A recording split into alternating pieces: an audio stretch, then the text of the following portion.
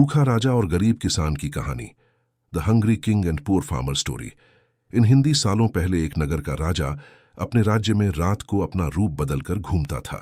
वो रूप बदलने के बाद लोगों से मिलकर अपने यानी राजा के बारे में जानने की कोशिश करता और उनकी समस्याओं को समझता था। एक रात जब वह नगर घूम कर आया तो अचानक जोर से बारिश होने लगी। उसने देर किए बिना एक गरीब के घर का दरवाजा खटखटाया।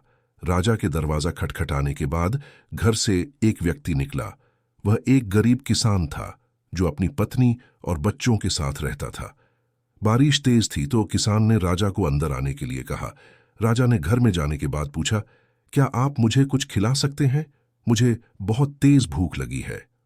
वो गरीब किसान और उसका परिवार 3 दिनों से भूखा था और उसके घर में एक भी दाना अन्न का नहीं था। किसान के मन में हुआ कि भले ही हम भूखे हैं, लेकिन अपने अतिथि को यूं भूखा नहीं रख सकते। अब किसान ये सोच सोचकर बेचैन हो गया कि अपने अतिथि का पेट कैसे भरा जाए। तभी उसने घर के सामने वाली दुकान से चावल चुराने की तरकीब सोची।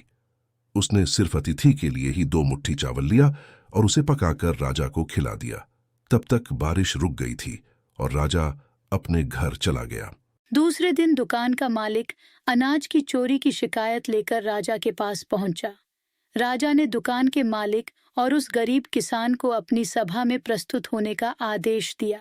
सबसे पहले गरीब किसान की बातें सुनकर राजा बहुत दुखी हुआ और उसने किसान को बताया कि अतिथि के रूप में मैं स्वयं तुम्हारे घर आया था।